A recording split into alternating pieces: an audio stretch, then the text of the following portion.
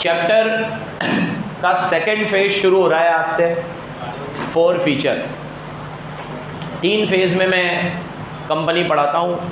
First phase था basic का, जिसमें ओवर सब्सक्रिप्शन की भी बात हो गई। अब सेकंड फेज है 4 फीचर, और इसका एक एक्सटेंडेड वर्जन आएगा 55 के बाद, वो जब आएगा तब बात करेंगे। तो आपने जितनी भी एंट्रीज पहले लिखी थी उसमें मैंने कहा था 2 पेज छोड़ना, उसमें अब ये एंट्रीज भी आपको लिखनी है। समझाता हूँ बहुत अच्छे से। बुक सब बंद कर लो, अब क्वेश्चन हो गए, और सामने देखो आराम से। फ़ोटो मैं आपके ग्रुप में शेयर कर दूंगा, लिखना विखना कुछ मत, सब आराम से बाद में लिखना, और सामने देखो। देखो बच्चों, जब आपने मुझे पैसे नहीं दिए तो मैंने, कंपनी का एक रूल होता है कि जब भी कोई पैसे ना दे तो आप कॉल्स इन अरियर का अकाउंट खोलो। हालांकि मैंने ये भी बताया कि सीबीएसई अलाउ करता है कॉल्स इन अरियर का अकाउंट नहीं भी खोलोगे तो चलेगा। अगर आप एंट्री करोगे नॉर्मल तो bank account debit, calls in arrear debit, अभी करा था टू शेयर फर्स्ट कॉल। और अगर अकाउंट नहीं खोलोगे तो डायरेक्ट एंट्री कर सकते हो, bank account debit to share first call, दोनों अलाउड है। कॉल्स इन अरियर अकाउंट खोलो या मत खोलो, लेकिन मैंने कहा था कि खोल देना बढ़िया रहता है। सामने देखना आप। अब मैंने कॉल्स इन अरियर का अकाउंट खोल लिया। ओ इधर देख, कॉल्स इन अरियर का अकाउंट खोल लिया, आपने पैसे नहीं दिए, तो उसके बाद अब नेक्स्ट स्टेप क्या है? एक तो मैं प्यार से इंतज़ार करूं कि आप पैसे दे दोगे, आपका ज़मीर जगेगा, कभी तो दोगे। कंपनी ऐसे नहीं करती। कंपनीज एक्ट ये कहता है जो पैसे ना दे उसको एक नोटिस भेजो, कि अगर आपने उस नोटिस में उसे 14 दिन का टाइम दो। अगर आपने 14 दिन में हमारे पैसे नहीं दिए, फर्स्ट कॉल के, सेकंड कॉल के, अलॉटमेंट के, एप्लीकेशन तो दे ही दी होगी। किसी के बाप में ताकत है एप्लीकेशन खा जाए? क्योंकि एप्लीकेशन का पैसा तो पहले ही आ जाता है। तो अगर कोई डिफ़ॉल्ट करेगा तो किस में करेगा? तो अगर आपने मुझे ये पैसे नहीं दिए तो मैं आपको नोटिस दूंगा कि विद इन 14 डेज़ आप मुझे पैसे दे दो, नहीं तो मैं आपके शेयर फॉरफिट कर लूँगा, जब्त कर लूँगा। अब जब आप शेयर जब्त करते हो तो उसमें शेयर होल्डर का बैंक का नुकसान होता है, क्योंकि जब्त करने का मतलब है उनसे शेयर वापस लेना, और आप उनसे शेयर भी वापस ले लोगे और जो पैसा आप दे चुके हो वो डूब जाएगा। जैसे मान लो आप 10 रुपये में से 3 रुपये की एप्लीकेशन दे चुके थे, 4 रुपये की अलॉटमेंट भी दे चुके थे, तो 3 और 4 होते हैं 7 रुपये। तो आप 7 रुपये दे चुके थे, 3 रुपये अभी भी बाकी थे, 3 रुपये अभी भी बाकी थे। तो वो 3 रुपये के लिए आपने शेयर जब्त कर लिया, तो शेयर भी गया आपके हाथ से, और कंपनी के वो 7 रुपये भी गए जो आप दे चुके थे, वो वापस नहीं मिलेंगे आपको। कंपनी उन पैसे को खा गई और वो कंपनी का हो गया फ़ायदा। क्या हो गया? इसीलिए कंपनी का पैसा कभी भी खाना नहीं चाहिए, उससे आपको नुकसान होगा। ठीक है। अब मुझे बताओ, आज ऐसा हो सकता है कि कंपनी आपके शेयर फॉरफिट कर ले? क्यों? एक एक करके बोलो। क्यों गुरदीप? क्योंकि अब कंपनी एप्लीकेशन में ही कुछ बच जाता है तो अलॉटमेंट में मंगा लेती है, कॉल तक तो नौबत ही। तो आज की तारीख में ये टॉपिक भी क्या हो गया? इररिलेवेंट। क्या हो गया? कि कंपनी सारा पैसा एक साथ मंगवा लेती है। खैर चलो, अभी तो मान रहे टॉपिक है, मान लो कभी कोई कंपनी पुराने ख्यालात की, पुराने ज़माने की अभी भी हो ऐसी, जो ऐसे टुकड़ों टुकड़ों में पैसे मंगाती हो। तो भैया कंसेप्ट समझ में आया? आप पैसे नहीं दोगे तो मैं आपके शेयर क्या कर लूँगा? जब्त कर लूँगा। जब्त करने से क्या होगा? जो पैसे आप दे चुके थे वो भी डूब जाएंगे, और शेयर भी आपके हाथ से, शेयर भी गया और जो पैसे दे चुके थे वो भी गए। हमें तो एंट्री पढ़नी है। अब एंट्री देखो क्या होगी। 2 हिस्सों में बांट रहा हूँ मैं। आपके क्वेश्चन में प्रीमियम था और प्रीमियम रिसीव हो गया था तो ये एंट्री होगी, और प्रीमियम रिसीव नहीं हुआ था तो ये एंट्री होगी। अब ये तो रूल तभी लगे जब प्रीमियम था ही नहीं तो कोई दिक्कत ही नहीं है। अब प्रीमियम रिसीव्ड है तो देखो क्या होगा। एंट्री में प्रीमियम का कोई रोल ही नहीं आएगा, इग्नोर कर देना उसे, लॉजिक बाद में बताऊंगा, पहले एंट्री सुनो। एंट्री क्या होगी? Share capital account debit. क्या होगी? अभी तक आप शेयर दे रहे थे तो शेयर कैपिटल क्रेडिट हो रहा था, प्रमोटर को शेयर दिए, incorporation cost to share capital, underwriter को दिए, अंडरराइटर टू शेयर कैपिटल, और वेंडर को दिए तो वेंडर टू, पब्लिक को दिए तो bank to application, application to capital, allotment to capital, first call to second call.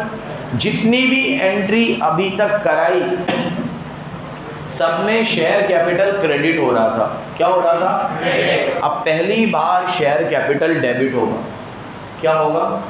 Share capital, क्योंकि अब शेयर दे नहीं रहा हूं बल्कि शेयर, अभी तक शेयर दे रहा था, बोलो दे रहा था, अब शेयर दे रहा हूं, तो शेयर कैपिटल अकाउंट। नीचे वो चीज आएगी जो रिसीव नहीं हुई, मान लो अलॉटमेंट रिसीव नहीं हुई तो share allotment, first call receive नहीं हुई तो सेकंड कॉल रिसीव नहीं हुई तो, लेकिन मैंने ऑब्लिक करके कॉल इन अरियर भी लिखा है। क्यों लिखा है? क्योंकि उस समय अगर तुमने कॉल इन अरियर का अकाउंट खोला था तो डेबिट से खोला होगा, तो आप कॉल इन अरियर के अकाउंट को क्रेडिट से हल करना। लेकिन उस समय तुमने कॉल इन अरियर नहीं खोला था तो आपको सिर्फ शेयर अलॉटमेंट लिखना है, शेयर फर्स्ट कॉल लिखना है। थोड़ा फ्लैशबैक में ले जाता हूँ।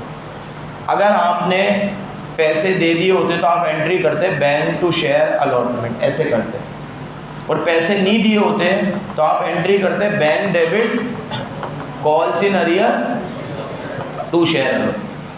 आप बैंक में डालते, मान लो आने होते 50 तो आप डालते 50, लेकिन मान लो 2000 का डिफॉल्ट हो गया तो आप बैंक में 50 की जगह डालते 48, इधर डालते 2 और इधर डालते 50। तो ये अकाउंट 2000 से खुला है तो ये इधर 2000 से बंद हो गया, क्योंकि शेयर ही वापस ले लिए। तो कॉल से दिखाने का कोई मतलब, क्योंकि शेयर ही वापस ले लिए।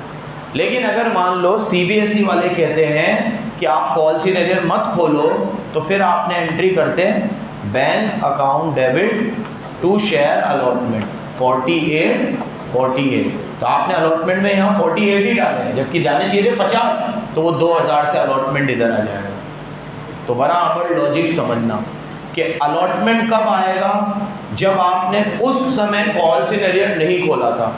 उस समय कॉल सिनेरियर खोला था तो अभी कॉल सिनेरियर बंद करना, उस समय कॉल सिनेरियर नहीं खोला था तो यहाँ शेयर अलॉटमेंट लिखना। अब मैंने तुम्हें ये सिखाया कि तुम हमेशा कॉल सिनेरियर खोला करो, तो आपने अगर कॉल सिनेरियर खोला होगा तो यहाँ allotment first call second call की जगह सिर्फ क्या लिखना है? उस समय जैसे डिसोल्यूशन में पढ़ाता था ना, एक बार उधर बैंक लिखा है तो इधर भी एक ही बार बैंक आएगा, और रियलाइजेशन में 4 बार बैंक लिखोगे तो फिर इधर भी 4 बार बैंक आएगा। वही सारी रामायण है कि अगर उस समय कॉल सिनेरियर खोला होगा तो यहाँ पे भी क्या लिखना है? कॉल सिनेरियर। उस समय कॉल सिनेरियर नहीं खोला होगा तो यहाँ लिखना है share allotment, share first call, share second. समझ गए? तो जिन लोगों ने पैसे नहीं दिए उनके शेयर हमने क्या कर लिए? जब्त कर लिए। क्या कर लिए? अब ध्यान से सुनना, आपका शेयर अगर 10 रुपए का था तो फेस वैल्यू में 10 रुपए लिखना, अलॉटमेंट में 2 रुपए, मान लो 2 रुपए का था, फर्स्ट कॉल 2 रुपए का था तो 2 रुपए, सेकेंड कॉल 3 रुपए का था तो 3 रुपए, तो 2 रुपए 2 रुपए 3 रुपए टोटल हो गए 7 रुपए। तो 10 में से सामने वाले ने 7 रुपए नहीं दिए, लेकिन 3 रुपए तो वो दे चुका है, एप्लीकेशन तो सब दे देते हैं, तो यहाँ आएगा टू शेयर फॉरफीचर और अमाउंट में आएगा 3 रुपए। ये वो 3 रुपए है जो आप दे चुके हो, और ये कंपनी के लिए फायदा है, और अकाउंट्स में सारे फायदे क्रेडिट होते हैं, इससे शेयर फॉरफीचर क्या हो रहा है? क्रेडिट हो रहा है। क्या हो रहा है? क्रेडिट हो रहा है। तो 10 रुपए शेयर कैपिटल में डेबिट हुए, क्योंकि शेयर कैपिटल पहले क्रेडिट हुई थी, अब डेबिट हो गई, खत्म। अलॉटमेंट पहले डेबिट हुआ था ड्यू करते वक्त, अभी क्रेडिट हो गया। कॉल पहले डेबिट हुआ था ड्यू करते वक्त, सेकंड कॉल भी पहले डेबिट हुआ था, तो ये तो रिवर्सल चल रहा है। और फॉरफीचर क्रेडिट क्यों हुआ? नया अकाउंट है, क्योंकि ये इनकम है, और इनकम अकाउंट्स में क्या होती है? तो 10 में से आपने मुझे 7 रुपए नहीं दिए, लेकिन 3 रुपए तो दे दिए थे, तो वो 3 रुपए मेरा फायदा है, और फायदे अकाउंट्स में क्रेडिट होते हैं। फायदे अकाउंट्स में क्रेडिट होते हैं। यहाँ तक क्लियर होगा तो ही आगे बढ़ूंगा। तो मतलब अभी तक जितनी भी एंट्रियाँ तुम्हें पढ़ाई, उसके बाद एक एक्स्ट्रा एंट्री और करनी है, ये वाली, इसे बोलते हैं फोरफीचर। ये मैंने शेयर क्या कर लिए, जब्त। क्या कर लिए? क्योंकि आपने मुझे पैसे टाइम पे, तो मैंने आपके शेयर क्या कर लिए, जब्त कर लिए। आगे बढ़ो।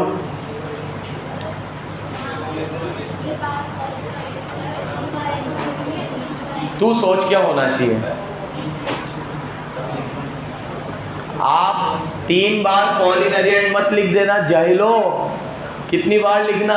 एक बार। वो तो मैंने ऐसा लिखा है कि अलॉटमेंट ना हो तो अलॉटमेंट, कॉल ना हो तो कॉल, सेकंड कॉल ना हो तो सेकंड कॉल। अब मान लो क्वेश्चन में गिवन है कि 10 रुपए का शेयर था, सामने वाले ने 5 रुपए नहीं दिए, तो बस यहाँ 5 रुपए लिख देना। 6 रुपए नहीं दिए 6 रुपए, 7 रुपए नहीं दिए 7 रुपए।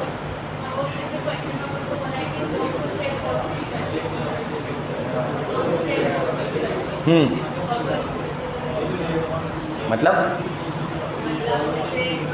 200 शेयर फॉरफिट कर दिए, तो इसीलिए तो क्यों होंगे, क्योंकि उसने पैसे नहीं दिए। बिना मतलब ऐसे किसी के शेयर थोड़ी फॉरफिट होते हैं। हाँ हाँ, सभी आएगा ना, ऐसे अंधी में थोड़ी फॉरफिट करेंगे। चलो नेक्स्ट, अगला पार्ट। अगर क्वेश्चन में प्रीमियम है और प्रीमियम रिसीव हो चुकी है, ठीक है, इसको पॉज कर दो। देखो इधर, अब सेकंड वाला पार्ट, गणेशम, सेकंड वाला पार्ट ये कहता है कि अगर आपने प्रीमियम रिसीव नहीं करी, अगर प्रीमियम रिसीव करी हो तो इस एंट्री में प्रीमियम दिखाना ही मत, इग्नोर कर दो।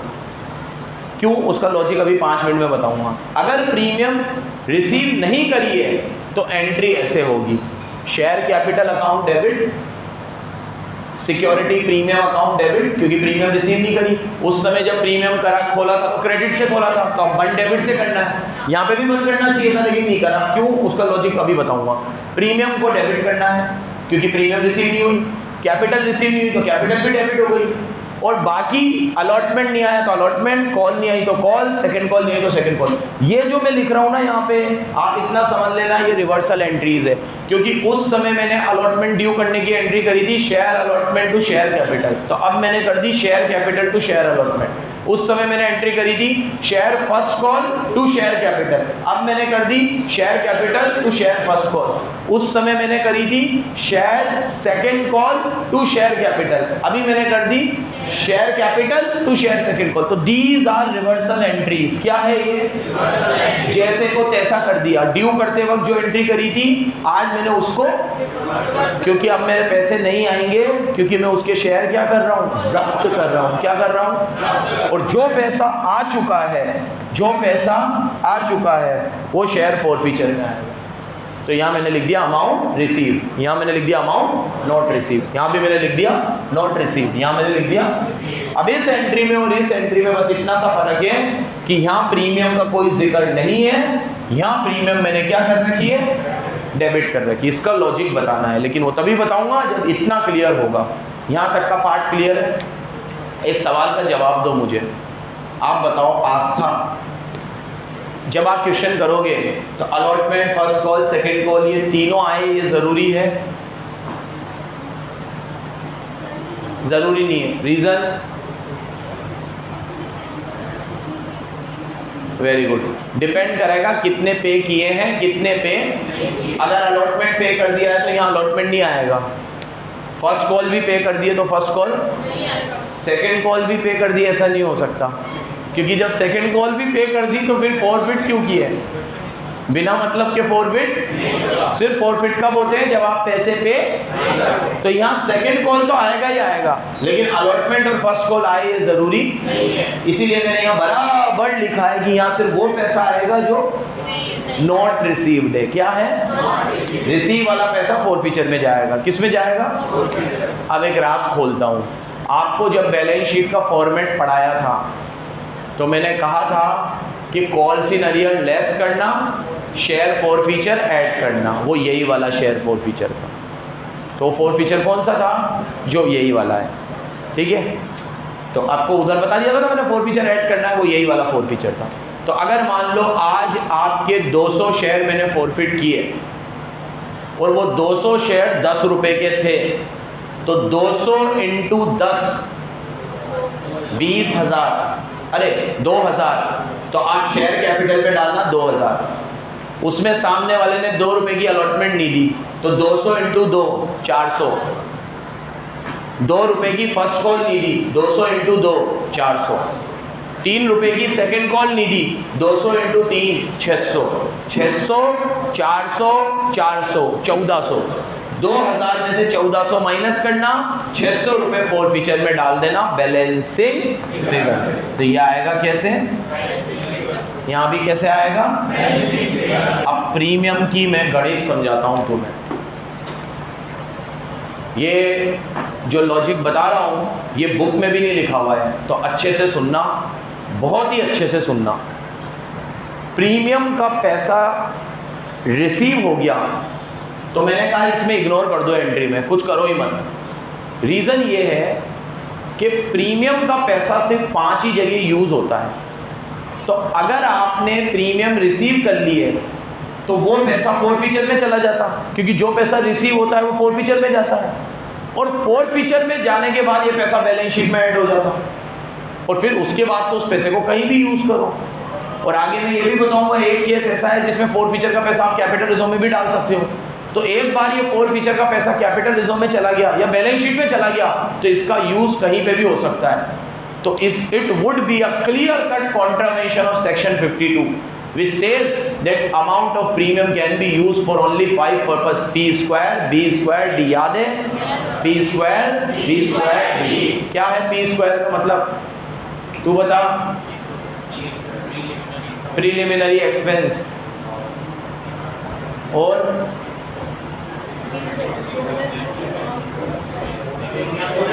Premium on redemption, preliminary expense. B square का मतलब, हाँ सही बोल रहा है, बोनस शेयर और बायबैक। डी का मतलब डिस्काउंट वगैरह राइट ऑफ करने में। क्या राइट ऑफ करने में, डिस्काउंट, अंडरराइटिंग कमीशन, ये पढ़ाया था।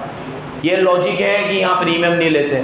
अब प्रीमियम रिसीव हुई है तो फिर वो कहाँ जाता, रिसीव वाला पैसा फोरफीचर में। फोरफीचर में जाने के बाद कहीं भी जा सकता था, लेकिन अगर प्रीमियम रिसीव ही नहीं हुई है तो फिर उसको डेबिट करना ज़रूरी है, क्योंकि उस समय हमने जब प्रीमियम खोली थी तो क्रेडिट से खोली थी, और अभी रिसीव नहीं हुई है तो डेबिट कर दी, तो अकाउंट क्या हो गया, क्लोज हो गया।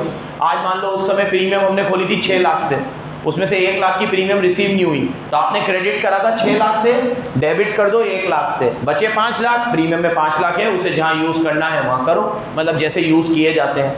लेकिन आपका वो अकाउंट 6 से खुला हुआ था और बंद नहीं हुआ था, तो यहाँ बंद कर दिया हमने उसे, क्योंकि रिसीव नहीं हुआ। रिसीव हो जाए तो इग्नोर करना है, रिसीव ना हो तो बंद करना है। रिसीव हो जाए तो इग्नोर करना है, प्रीमियम आएगा ही नहीं एंट्री में, रिसीव हो जाए तो। और रिसीव ना हो तो वो प्रीमियम का अकाउंट बंद होगा। बंद कैसे होता है, डेबिट से, क्योंकि खुला कैसे था, क्रेडिट से, तो बंद कैसे होगा, डेबिट से। ये 2 एंट्रीज में कोई डाउट हो तो पहले पूछो आराम से। अभी तक मैंने तुम्हें पढ़ाया कि जब आप किसी के शेयर फॉरफिट करते हो तो क्या एंट्री होती है। शेयर कैपिटल डेबिट होता है क्योंकि उस समय क्रेडिट हुआ था, जो पैसा रिसीव नहीं हुआ वो सब क्रेडिट हो जाता है, क्यों, क्योंकि उस समय डेबिट हुए थे, और जो पैसा रिसीव हो गया वो फॉरफीचर अकाउंट में चला जाता है। किस अकाउंट में चला जाता है, ये 2 एंट्री। आगे बढ़ते हैं।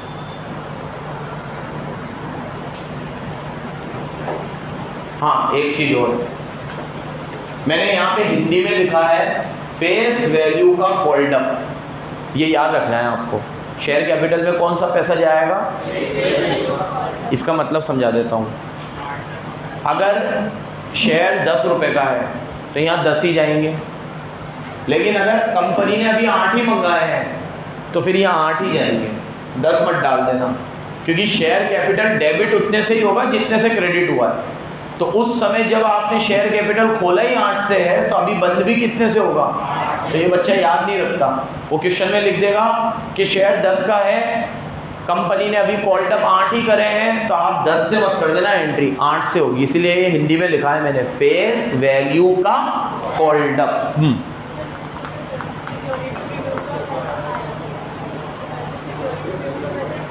हाँ, वो कुछ आएगा ही नहीं एंट्री में। आज अगर मान ले तेरी प्रीमियम 10 रुपए की है या प्रीमियम 20 रुपए की है, और कॉल तेरा 100 रुपये का है, शेयर तेरा 100 रुपये का है, तो मैं शेयर कैपिटल में 100 ही डालूंगा, फिर इधर डालूंगा जो पैसा नहीं आया और इधर डालूंगा जो पैसा आ गया, तो मैं बात ही सिर्फ 100 रुपये की कर रहा हूँ। 20 रुपये का जो प्रीमियम है वो भी आ गया है मेरे पास, लेकिन मैं उसकी बात ही नहीं कर रहा।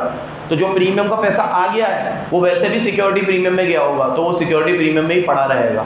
अगर मैं यहाँ एंट्री में सिक्योरिटी प्रीमियम लिख देता तो वो पैसा फोरफीचर में चला जाता, क्योंकि जो अमाउंट रिसीव्ड है वो फोरफीचर में जाता है और वो मुझे नहीं डालना था, क्योंकि वो 5 ही जगह पे यूज़ होता है।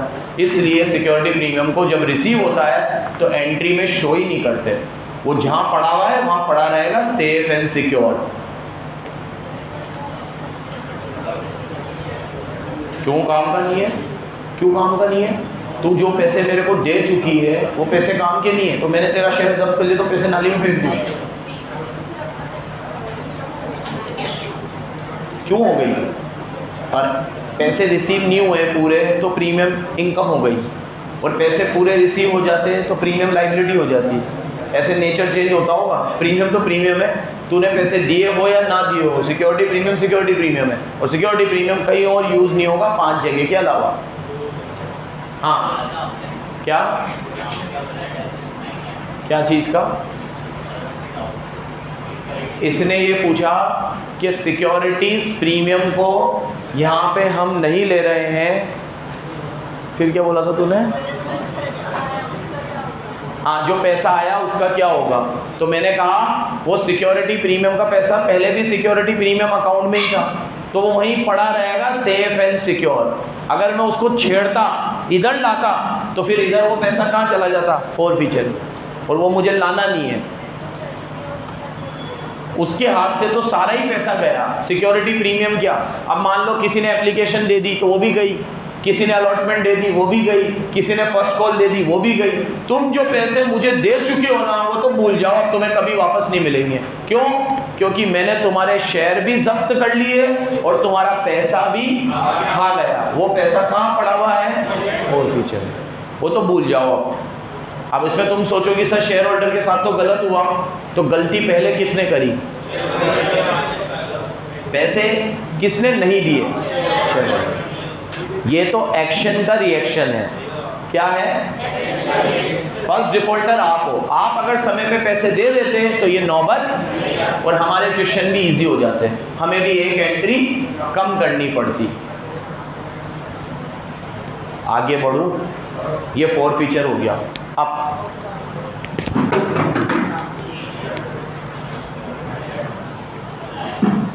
कंपनी जब भी शेयर फॉरफिट करती है तो अब वो शेयर का क्या करेगी? अब जैसे वो शेयर वापस आ गया तो शेयर तो कागज का टुकड़ा है, अब वो शेयर को वाह कितना बढ़िया लग रहा है शेयर, ठीक है। अब वो शेयर कंपनी वापस से क्या कर देगी? रीइश्यू। कंपनी कितनी बड़ी वाली है, आपने तो पैसे दिए नहीं, तो आपके जो पैसे दिए हुए थे वो तो खा गई, और अब दोबारा ये शेयर किसी को क्या कर देगी? रीइश्यू। अब एक हिंदी में कहावत है कि दूध का जला छाछ भी फूंक फूंक के पीता है। इसका मतलब है कि जिसके साथ एक बार चोट हो जाए वो दूसरी बार भी चोट खाने के लिए तैयार रहता है, तीसरी बार भी तैयार रहता है, चौथी बार भी तैयार रहता है, क्योंकि वो बेवकूफ़ है। यही है ना इसका मतलब? तुम्हारे केस में तो यही है, ठीक है। तो इस कहावत का मतलब है जिसके साथ एक बार कोई चूक हो जाए वो दूसरी बार कॉशियस रहता है। तो अब सुनो, सुनो इधर, मेरे को स्नेहा ने पैसे नहीं दिए, मैंने शेयर जब्त कर लिए। अब ये शेयर मैं अम्मार को इशू करूँगा, तो जब मैं अम्मार को री इशू करूँगा तो फिर मैं ऐसे ही करूँगा, अम्मार 3 रुपये एप्लीकेशन में दे, 3 रुपये अलॉटमेंट में दे, 2 रुपये कॉल पे दे। फिर तू पैसे नहीं देगा तो मैं तेरे शेयर भी जब्त कर लूँगा, फिर वो शेयर मुस्तफ़ा को दे दूँगा, फिर मुस्तफ़ा को बोलूँगा 3 रुपये एप्लीकेशन पे दे। कंपनी को काम थोड़ी करना होता है, यही तो काम होता है कंपनी का, इशू करो, फॉरफिट करो, री इशू करो, और कोई काम तो है ही नहीं। तो भैया इस बार कंपनी वो गलती नहीं करेगी जो पहले करी है कि पहले एप्लीकेशन, इस बार तो पूरा पैसा एक बार में दे दे, ख़त्म। अभी अम्मार को बोलूँगा, अम्मार 10 रुपये का शेयर है, ले रहा है 10 रुपये में, ला 10 रुपये दे दे, तो मैं री इशू कर दूंगा, 10 के पूरे 10 ही लूँगा। तो देखो एंट्री होगी, अगर पार पे लूँगा तो bank account debit to share application, अरे शेयर कैपिटल। अब मैं ऐसे 2 बार में एंट्री नहीं करूँगा। देखो इधर, अगर एप्लीकेशन का पैसा आता तो मैं ऐसे करता, bank to share application, share application to share capital. तो शेयर एप्लीकेशन का अकाउंट ही नहीं खोलना, सीधे एंट्री क्या करनी है, बैंक टू शेयर कैपिटल। क्या एंट्री करनी है, बैंक टू शेयर कैपिटल। पूरा पैसा एक साथ दो तो दो, नहीं तो किसी और को दे दूंगा शेयर। अब हाँ, कुछ पूछा था गणेश, कैसे करोगे? अबे फ्रॉड ही पैदा हुआ है ये भी। हाँ, सारे फ्रॉड ही हो, तुम पीछे बैठने वाले हो, बैक बेंचर्स। सुनो इधर, अबे बाउलो, बार बार ऐसे नहीं करूँगा। अब तो कंपनी पहली बार में भी ऐसे नहीं करती, डे 1 से तो बोल रहा हूँ। अब तो अपन ने जो पहले पढ़ा वो भी पॉसिबल नहीं है कि मैं तुमसे 3-3 रुपए करके लूँ, पूरे पैसे एक साथ लूँगा। और ये कोई इतना बावले जैसा, कंपनी ये सोचती होगी कि तुम पैसे ना दो मैं तुम्हारे शेयर खा जाऊँ फिर किसी और को दूँ। इस इतनी छोटी सोच से कंपनी खोली जाती होगी। ये कह रहा है कि इससे भी पैसे टुकड़ों में लो, ताकि ये भी नहीं देगा तो इसके भी शेयर फॉरफिट कर लेना, फिर वो पैसे भी खा जाना। तो कह रहा है बार बार पैसे खवाई में आएंगे। बाहुली पूंछ, हाँ ये भी सही है। अबे तुम सारे क्या फ्रॉड हो गया? हाँ,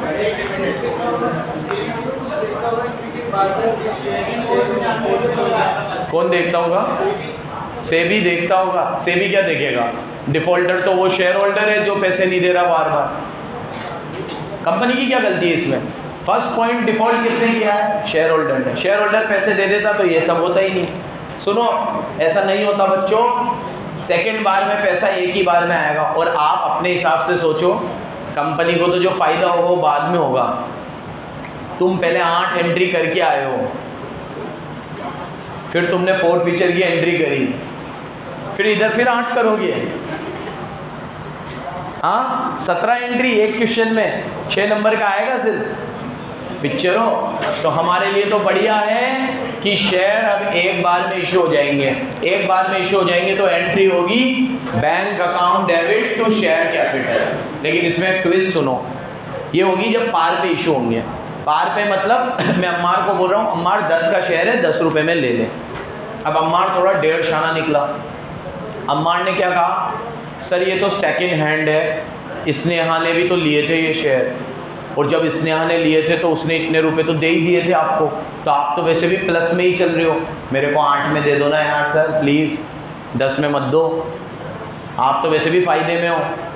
मेरे को पता चला है स्नेहा आपको 7 रुपये तो दे चुकी थी, और आपने फिर शेयर जब्त कर लिए 3 रुपये के चक्कर में, तो 7 तो आप उसके खा के बैठे हो। मेरे से 8 ले लो तो भी 8 और 7 आपके तो 15 होंगे। चीज़ तो 10 की है, शेयर तो कागज़ का टुकड़ा है।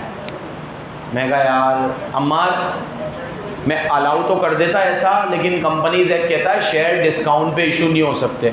तो अम्मार कहेगा सर थोड़ा मैंने भी पढ़ा है, री इशू तो हो सकते हैं, डिस्काउंट पे इशू नहीं हो सकते। कंपनीज एक्ट में इशू करने के लिए मना किया है, री इशू के लिए मना नहीं किया। आप री इशू डिस्काउंट पे कर सकते हो, इशू नहीं कर सकते। हाँ तो फिर दे दे यार। अब मैंने भी यही सोचा, ठीक है यार 10 की जगह 8 आएंगे तो 8 ही सही, फ़ायदा ही है मेरे लिए। तो अब उस केस में एंट्री क्या होगी, bank account debit 8, share capital में तो 10 ही जाएंगे। 2 रुपये मेरा नुकसान है, तो उस नुकसान के लिए मैं यहाँ लिखता शेयर डिस्काउंट, लेकिन मैं डिस्काउंट की जगह लिखूंगा शेयर फॉरफीचर। तुम समझ गए होंगे क्यों, क्योंकि मेरे पास ऑलरेडी फॉरफीचर में पैसा पड़ा हुआ था स्नेहा का, तो वो जो फॉरफीचर में बैलेंस पड़ा हुआ था वो मैं डिस्काउंट देने के यूज़ में ले लूँगा, तो भी मैं नेट बेनिफिट में ही हूँ, क्योंकि मैंने स्नेहा के खाए थे 7, डिस्काउंट देने में गए 2, और स्टिल मेरे पास बचेंगे कितने, 5। वो बैलेंस शीट में जाएंगे। कहाँ जाएंगे, भूलना मत बराबर। हाँ अबे वो तो बैंक में गए ना, वो तो कैपिटल में गए ना, वो फ़ायदा थोड़ी है। जो बैंक में 8 रुपये गए हैं उसके लिए तो शेयर दिया है ना मैंने। फ़ायदा तो वो है जो नेट अमाउंट मेरे को एक्स्ट्रा मिला है। आज मैं तेरे को 100 रुपये की बुक 100 रुपये में दूँ तो मैंने तेरे को बुक दी, तूने मुझे 100 रुपये दिए, फ़ायदा क्या है? 100 रुपये की चीज़ दे तो दी, लेकिन मैं वही बुक तेरे से वापस ले लूँ और तेरे से 20 रुपये भी ले लूँ और वही बुक मैं फिर किसी को 100 रुपये में दे दूँ, तो वो 100 रुपये फ़ायदा नहीं है, जो 20 रुपये तेरे से खाए थे वो फ़ायदा है। समझ गए बराबर? तो शेयर अगर री इशू होंगे तो एंट्री होगी, सुनो इधर, अगर पार पे इशू होंगे तो बैंक टू शेयर कैपिटल, और अगर डिस्काउंट पे होंगे तो bank account debit, share forfeiture account debit to share capital. अब कुछ लोग अम्मार जैसे होते हैं तो कुछ आलिया जैसे भी होते हैं। अब मैंने आलिया को ये 10 रुपये का शेयर 15 रुपये में दे दिया, प्रीमियम में दे दी। बताओ, सेकेंड हैंड चीज़ भी मैंने किस में दे दी? तो प्रीमियम का तो पता ही आपको। बैंक अकाउंट डेबिट 15 रुपये, टू शेयर कैपिटल 10 रुपये, टू सिक्योरिटी प्रीमियम 5। अब मेरे को और फ़ायदा हो गया। 10 की चीज़ मैंने इसको 15 में दे दी, 5 तो मेरा प्रीमियम, और वो चीज़ ऑलरेडी मैं स्नेहा को दे चुका था, उसके मैं कितने रुपए खा के बैठा हूँ? 7। और 7 तो मेरे लिए फ़ायदा है। तो भैया एक बात का जवाब दो, क्वेश्चन में ये तीनों आएंगे कि एनी ऑफ द वन आएगा?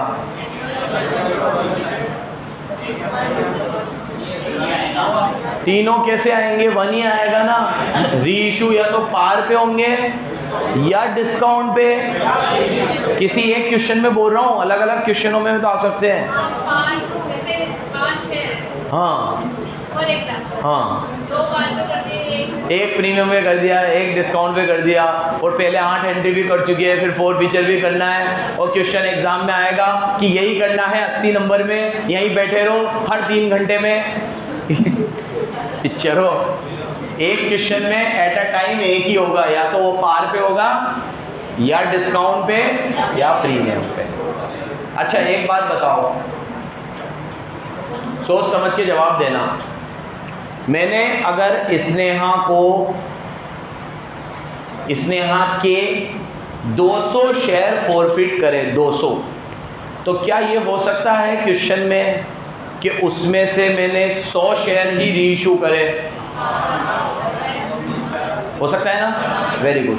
तो ऐसे भी क्वेश्चन आएंगे कि मैं फॉरफिट 200 करूंगा लेकिन री इशू सिर्फ, तो वो याद रखना, फिर एंट्री में फ़र्क आएगा। हाँ हाँ, जितनी मर्जी होगी उतने करेंगे, या ऐसा कह सकता है जितनी सामने वाले की मर्जी होगी वो उतने खरीदेगा। जैसे आप तो सारे ही री इशू करने चाहोगे, पैसा किसको बुरा लगता है, लेकिन सामने वाला खरीदना भी तो चाहे। हो सकता है वो खरीदने से वो कहते अभी मेरे पास पैसे नहीं है, 100 शेयर के ही पैसे हैं तो 100 दे दूँ। ये हो सकता है क्या कि मैं 100 शेयर अम्मार को दूँ 8 रुपये में, और 100 शेयर आलिया को दूँ 12 रुपये में, और इसने यहाँ से ले लूँ 200, मतलब फॉरफिट तो 200 करूँ। सीधी बैठ, तेरे को बोलो शगुन, हाथ हटा और सीधी बैठ, स्ट्रेट बैठ एकदम। मैं 200 शेयर इसने यहाँ से फॉरफिट कर लूँ और उसमें से 100 अम्मार को दे दूँ और 100 आलिया को दे दूँ, अम्मार को 8 में दूँ और आलिया को 12 में दूँ, ये हो सकता है? Very good. उस केस में फिर तुम्हें दोनों एंट्री करनी पड़ेगी, डिस्काउंट वाली भी और प्रीमियम वाली भी। अगर ऐसा है तो लास्ट एंट्री ये सुनो, आपके पास 4 फीचर में जितना भी बैलेंस है, मैंने आपको कहा उसे बैलेंस शीट में दिखाना है। कब? जब ये शेयर दोबारा री इशू ना हो, क्योंकि री इशू नहीं हो तो ये आपका फायदा है, बैलेंस शीट में दिखा दो। लेकिन अगर ये री इशू हो गए तो फिर ये पैसा आपके लिए अब रिजर्व बन गया, तो आप इस 4 फीचर के बैलेंस को कैपिटल रिजर्व में डाल देना। किस में डाल देना? क्योंकि अकाउंटिंग के प्रिंसिपल्स ये कहते हैं कि जो भी पैसा तुम्हें वन टाइम गेन से होता है, जो बार बार नहीं होता, उसे कैपिटल रिजर्व में दिखाओ। जो नॉर्मल गेन है वो P&L में दिखाओ, लेकिन जो once in a while profit होता है, बार बार नहीं होता, जैसे आज मैंने एसी बेच दिया, एसी बेचना मेरा काम नहीं है, मेरा काम पढ़ाना है, लेकिन एसी बेचने पे मुझे 5000 का फायदा हो गया, तो उसे मैं डालूंगा कैपिटल रिजर्व। तो कैपिटल रिजर्व में वो पैसा जाता है जो वंस इन अ वाइल हो। तो अगर ऐसा कोई पैसा है तो फॉरफीचर भी वैसा ही पैसा है। क्या आप रोज रोज किसी के शेयर फॉरफिट करते हो? कंपनी का काम है फॉरफिट करना, ये कंपनी का काम कंपनी चलाना है, फॉरफिट करना कंपनी का काम। लेकिन अब फॉरफिट हो गए, वो रीइश्यू भी हो गए, तो वो शेयर ठिकाने भी लग गए। एक बार तो इससे ले लिए, दोबारा किसी को दे भी दिए, सब कुछ हो गया बढ़िया। अब जो पैसा बचा हुआ है उसे बैलेंस शीट में ऐड ना करके कैपिटल रिजर्व में डाल दो, क्योंकि आपके लिए रिजर्व बन गया, वो फायदा बन गया। वो तो पहले भी तो फायदा ही था, पहले फायदा नहीं था। पहले फायदा क्यों नहीं था? क्योंकि एक एग्जांपल से समझाता हूँ पहले फायदा क्यों नहीं था। सामने देखो, ये पेन है, 10 रुपए का है, मैंने स्नेहा को दिया, ले बेटा 10 रुपए में। स्नेहा ने किया, सर मेरे पास 10 रुपए नहीं है, मैं 2-2 रुपए करके आपको दे दूंगी। स्नेहा ने 2-2 रुपए करके मुझे 6 रुपए दे दिए, मेरी जेब में 6 रुपए है। स्नेहा से मैंने बाकी के 4 रुपए मांगे, इसने नहीं दिए, तो मैंने पेन वापस ले लिया। ला दे बेटा, ये वापस ले लिया। अब ये पेन मैंने मेरे शोरूम में लगा दिया, ये लगा हुआ है, ये अभी तक किसी और को बिका नहीं है, रीइश्यू नहीं हुआ, तो मुझे 4 रुपए का नुकसान है कि 6 रुपए का फायदा है?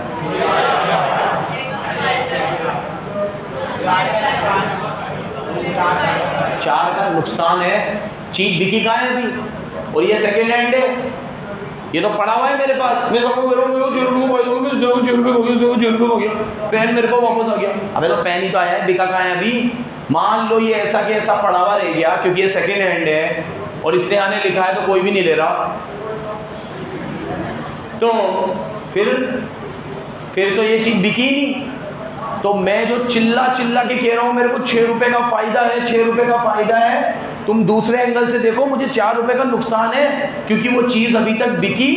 गुरदीप, भावेश, अब एक बार ये चीज किसी और को बिक जाए, अम्मार को ये पेन पसंद आ गया और अम्मार ले गया 10 रुपए में, तो 10 की चीज 10 में बिक गई। अब मैं कह सकता हूं कि 6 रुपए का फायदा है। तो मोरल ऑफ द स्टोरी भाई, moral of the story, share जब रीइश्यू हो जाए तो फॉरफीचर आपके लिए एक्चुअल में फायदा बन गया। अभी तक वो एक्चुअल में फायदा, इसलिए अब उस फायदे को आप फ्रीली कहां डाल सकते हो, इसलिए मैंने बड़े बड़े अक्षरों में लिखा है, फॉरफीचर को कैपिटल रिजर्व में तभी डालना when these shares are reissued, जब ये शेयर दोबारा क्या हो जाए।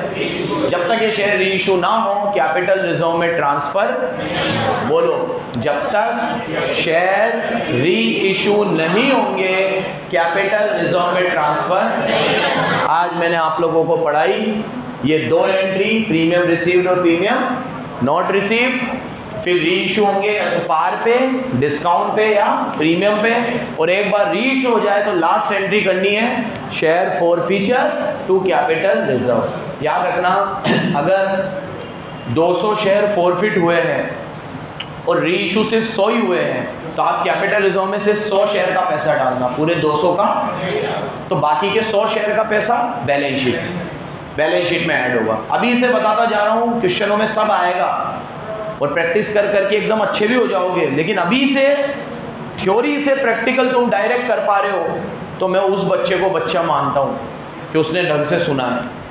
प्रैक्टिकल क्वेश्चन कर करके तो हम प्रैक्टिस कर करके तो एक तरीके से हमने 10 बार एक ही तरह का क्वेश्चन कर लिया, तो हमने 11वीं बार में भी कर लिया, क्योंकि वो 10 बार में रटाई में आ गया। लेकिन जिसने आज सुना और कल जैसे ही पहला क्वेश्चन मैंने पढ़ाया, पहले तुमने एक बार भी नहीं करा था और कल ही तुमने कर लिया, तो मतलब आज की क्लास सक्सेसफुल है। वो बच्चा है जो थ्योरी से प्रैक्टिकल करना सीखा, प्रैक्टिकल से प्रैक्टिकल करना सीखा, तो उसको अभी और मेहनत करनी है, ठीक है। हालांकि मैं बहुत बड़ी बात बोल रहा हूँ, तुम्हारे लेवल के हिसाब से ये चीज़ें मैं सीए में बोलता हूँ। हम एएस पढ़ाते हैं सीए में, अकाउंटिंग स्टैंडर्ड में हर चीज़ थ्योरी में गिवन होती है कि इसकी अकाउंटिंग ऐसे करो, इसकी अकाउंटिंग ऐसे करो, मैं उनको सब चीज़ समझा देता हूँ। फिर वो एएस जब खत्म होता है तो फिर उसका प्रैक्टिकल क्वेश्चन आता है, फिर मैं बोलता हूँ अब ये प्रैक्टिकल क्वेश्चन में कौन सा थ्योरी का रूल लगा, तो बोलते हैं हाँ ये वाला, तो उन्होंने थ्योरी अच्छे से सुनी होगी तो प्रैक्टिकल समझ में आ गया। इसीलिए मैं अपनी हर क्लास में ये चीज़ चलाता हूँ कि पहले पूरे चैप्टर का जो भी पूछे सब एक साथ बताता हूँ, फिर प्रैक्टिकल क्वेश्चन में प्रैक्टिस करते हैं और देखते हैं कि कितने बच्चों को वो वाली चीज़ याद रहती है। कितनों को याद रहता है कि कैपिटल रिजर्व में सिर्फ वही पैसा जाएगा जो शेयर रीइशू। कितनों को याद रहता है कि सिक्योरिटी प्रीमियम तभी डेबिट होगा जब वो नॉट रिसीव्ड होगा, रिसीव्ड होगा तो डेबिट। कितनों को याद रहता है कि शेयर कैपिटल में फेस वैल्यू का कॉल्ड अप जाता है, मतलब अगर 10 रुपए का शेयर है और कॉल्ड अप अभी 8 है तो शेयर कैपिटल में सिर्फ 8 जाएंगे, पूरे 10 नहीं जाएंगे। इस वीडियो को पिन कर लेना, एग्जाम पॉइंट ऑफ व्यू से बहुत जरूरी है। इसमें पूरा कंसेप्ट समझाया है। एक वीडियो जो पहले पढ़ाया था जिसमें वेंडर वाली सब बात बताई थी। अब कभी एग्जाम दो, मतलब टेस्ट की तैयारी करो तो ये 2 वीडियो अगर आप देख लो तो सारे कंसेप्ट एक साथ कवर हो जाएंगे। धन्यवाद।